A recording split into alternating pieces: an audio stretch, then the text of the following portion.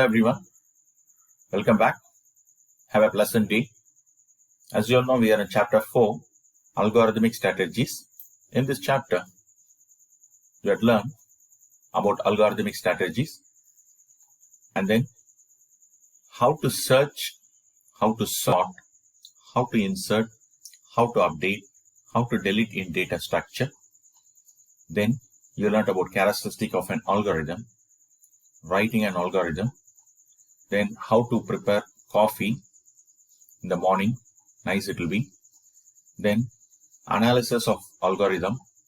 In that you learn how to evaluate algorithm using two different phases, priori estimates and posteriori testing. Then time complexity, space complexity. Then efficiency of an algorithm. Then method for determining efficiency. Okay, so today I am going to start asymptotic notations. The meaning for asymptotic notations. Asymptotic means in Tamil ariguri. Notations mean குறியீடு. Okay, now what is the use of asymptotic notation? This is a language that allows us to analyze an algorithm's running time, right? By identifying its behavior as the input size for the algorithm increases. So using this, we analyze an algorithm. Okay, now we are going to see how to analyze. Asymptotic notations are the languages that uses meaningful statement about time and space complexity. The following three asymptotic notations are mostly used to represent time complexity of algorithm. So one by one we are going to see, right? Big O. Big O is often used to describe the worst case of an algorithm. Right, first let me read all these things and I will explain with the help of example. Okay, and big omega. Big omega is a reverse big O, that is opposite to this. Right, that means big O is nothing but upper bound. You can say big O is upper bound, this is lower bound. Understood? Upper bound means this is a worst case. This is what case? This is worst means this is best case.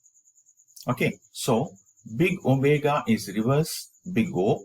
If big O is used to describe the upper bound, that is worst case of asymptotic function, the big omega is used to describe the lower bound, that is the best case. Understood? One more is there, that is big theta. Right, now this big theta, when an algorithm has a complexity with lower bound equal to upper bound, best case equal to worst case, say that an algorithm has a complexity O, n log n, and omega n log n. Okay, both are equal, right? So it's actually has a complexity theta n log n, which means the running time of that algorithm always falls in n log n in the best case and worst case, because both are equal. Let me explain this with one example, right? Now see this example. Best case, big omega, that is a lower bound. So the time taken will be less in the best case. That's why we call it as best case. Worst case, big O, upper bound, time taken will be more. And average case, big theta, average bound, that is lower bound is equal to upper bound, that is time taken will be average. Okay, we will see one example. Let us take an array A with 9 elements. See here, elements 1, 2, 3, 4, 5, 6, 7, 8, 9, A. And I stored 7, 3, 2, 1, 8, 6, 5, 4, 9. And this is the index number. As you all know, index number starts with 0, 1, 2, 3, 4, 5, 6, 7, 8. Is it clear? Right? Now we will see. Best case. If I want to search 7, in this array, I want to search 7. So you all know 7 is present in the first element, index 0. So immediately we get it. A of 0, the time taken is less. Understood? Worst case, suppose if you want to search 9, see here, in this array, where is 9? Last element. That means from here I have to cross 1, 2, 3, 4, 5, 6, 7, 8 elements, and then only I'll get 9. Okay, so we have to cross the index 0 to 8. If we talk about index 0 to 7, I have to cross to get 9. So the time taken will be more, right? The average case, in this case, the minimum number of comparison is equal to 1. Maximum number of comparison is equal to n. Okay. So the average is equal to n plus 1 by 2. See here, 1 and 2 are constant, so it is not considered.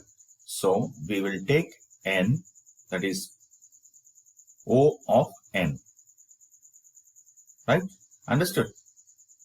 Now see here, best, worst and average is efficiency. Let us assume the list of n numbers of values stored in an array. Just now I gave example, just recollect it.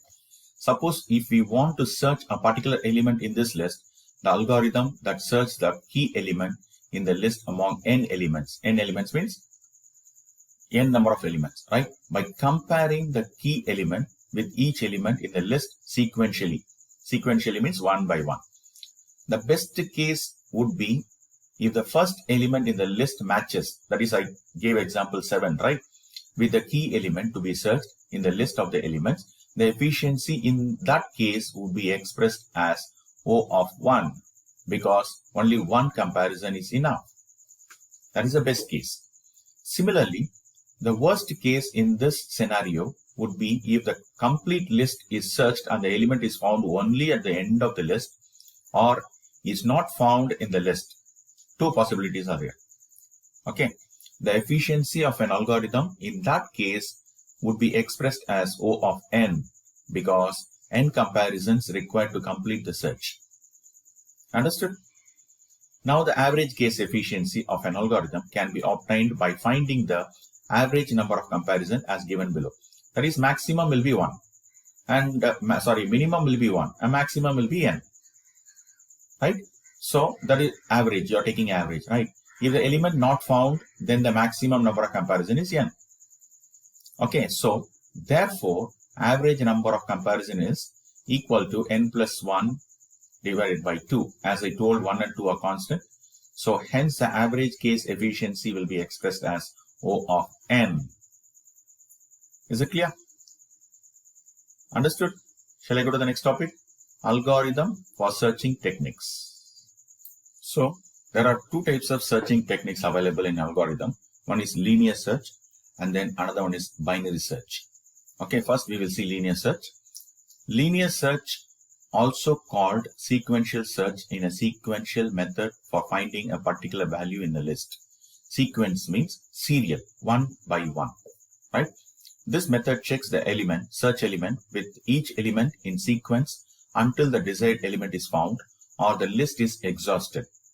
In this searching algorithm, list need not be ordered. Ordered means arranged, sorting.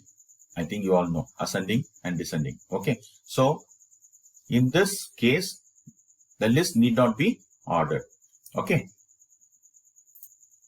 First, let me explain what is searching. It is an algorithmic process to find the location of an element in data structure. You know data structure, like array, list, tuples, dictionaries, etc. Right? In other words, searching means some operations ought to be performed on data structure to get the desired output. To get the output, right? So for that only we use searching. I think you all remember 10th standard result. How they get 10th and 12th standard result? They search in the search using a search engine. Search engine means they give a data, birth and register number to get the result. So what is the process here? Using the date of birth and the register number, your result will be searched in the server. It is also a database, right? So from that database, exactly your result will be displayed on the screen with the help of the date of birth and the register number. Understood now what is searching, right? Now, pseudocode. Now, pseudocode means informal way. Pseudocode means informal way. I think I already told you about pseudocode. That is, it is in between algorithm and program. It is in between algorithm and program. In other words, it is used for creating an outline or rough work before writing the program. Right? That means you don't need a syntax. Just it is mixture of everything. Right? Rough work, we say. Understood now? Right? Now, we are going to see the pseudocode for linear search. Okay. Now, traverse the array using for loop. That means accessing each element in an array. Traverse means accessing each and every element in an array. Okay. First, you have to access each and every element in an array using a loop, any loop, for loop, right? They are given for loop. Okay. In every iteration, compare the target search key value with the current value of the list. Each and every time what you have to do, you have to compare the target search key with the key which you want, which the number you want, right? If the value matches, displays the current index and the value of the array. If it matches, it will display the current index. Suppose if the value do not match, move on to the next array element. Just it will move to the next element. Suppose if no match is found, display the search element not found. That's all. Now what we are going to do, we are going to create one array and we are going to find the number 25, whether it is present or not. To search the element 25 in the array given below, linear search will go step by step in a sequential order, starting from the first element in the given array. If the search element is found, that index is returned. Otherwise, the search is continued till the last element. Okay, till the last element, the search element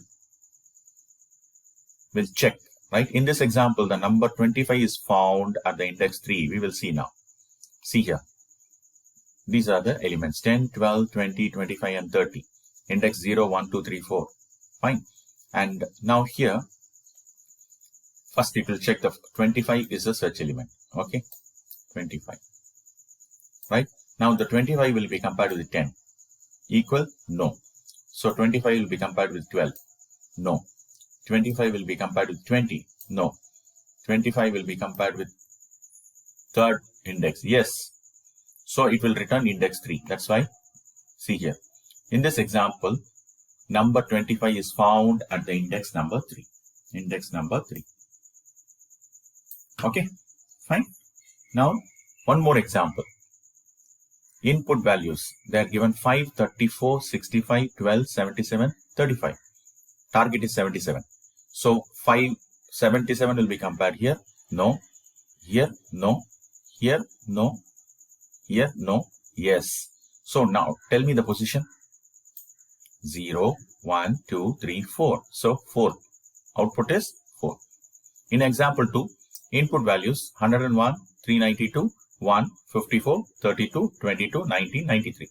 Now target is 200. So it will be compared with all the elements. There is no 200 here. So not found. Understood? Everyone. So I'm stopping it here. Right? So today you learned about what technique? Asymptotic notations. In that you learned about big O, you learned about big omega, you learned about big theta. And then best, worst and average case. Fine. Finally you learned about linear search. Okay. So next class I will start binary search. Go through the video. Still if you have any doubts you can ask me. Thank you children. Take care. Bye.